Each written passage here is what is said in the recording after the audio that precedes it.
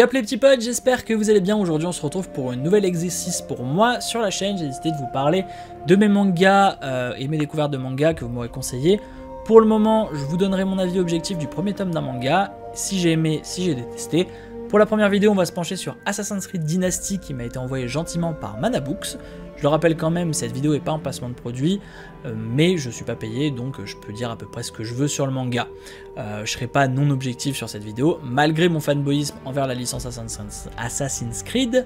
On est donc parti pour la review du tome 1 d'Assassin's Creed Dynasty.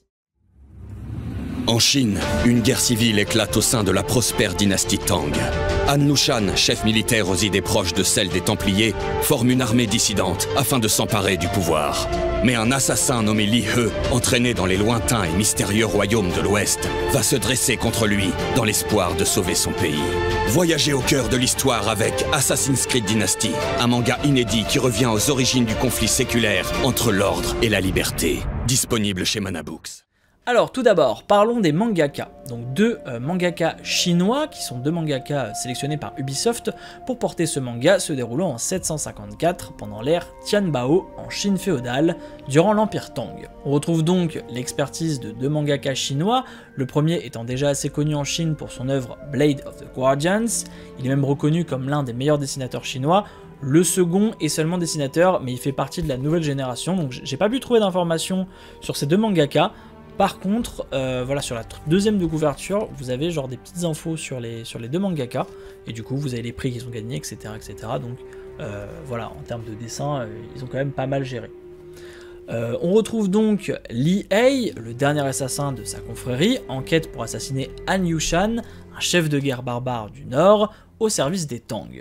On retrouve donc notre assassin durant sa progression dans la ville, à la poursuite de bandits qui ont mis à sac un village de paysans, pour récupérer les fleurs qu'ils cultivaient, les arborant sur leur char durant la parade des fleurs. Donc le tome 1 reflète pas encore la série, mais il introduit grandement les personnages comme Li He, le général empereur, ou bien le prince venu pour la parade.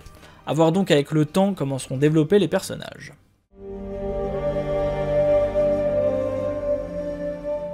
Les planches sont incroyables, on retrouve des combats, du parcours, des grandes planches avec des personnages, des assassinats spectaculaires, et cela durant tout le tome.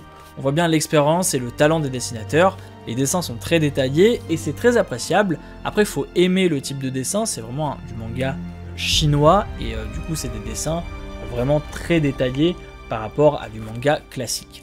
En conclusion, j'aime beaucoup ce manga parce que c'est quand même une période historique qu'on voit rarement dans Assassin's Creed, donc qui est la Chine féodale.